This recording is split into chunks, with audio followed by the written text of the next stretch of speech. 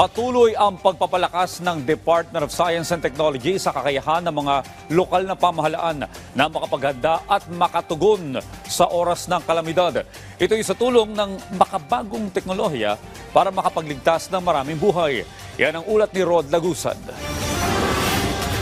Napakahalaga ng papel ng mga lokal na pamahalaan para maibsan ang epektong dala ng mga kalamidad na makakatulong para makapagsalba ng buhay ng tao. Ito ang binigyang diin ng Department of Science and Technology. Sa pangatlong taon kasi, muling nanguna ang Pilipinas sa World Risk Index. Hindi na bago sa bansa ang pagtama ng iba't ibang kalamidad taon-taon. Sa pamamagitan ng pag-asa at PHIVOLCS ng Kagawaran ay nakapagbibigay ng mga mahalagang impormasyon patungkol sa natural hazard.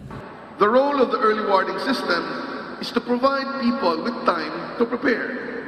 Early warning triggers early action. Ang mga LGUs dapat alamin gaano kayo kabilis mag-evacuate.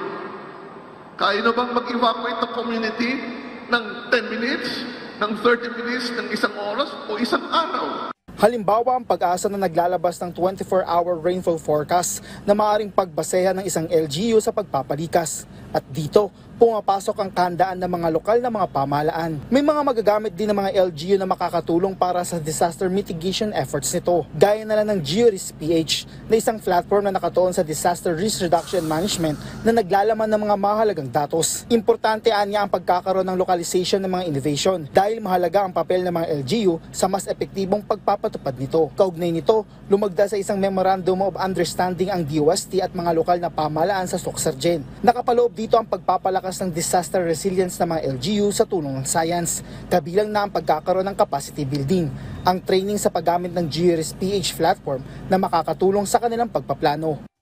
Disasters happen when we fail to make use of the available and reliable scientific information to guide our planning, decision-making, and action. Disasters happen when we fail to work together in responding to its consequences and impacts. Binigyan din ng kalihim na nagkakaroon ng disaster kapag nakalimutan o hindi natuto sa naging huling epekto ng kalamidad. Rod Lagusad, para sa Pambansang TV sa Bagong Pilipinas.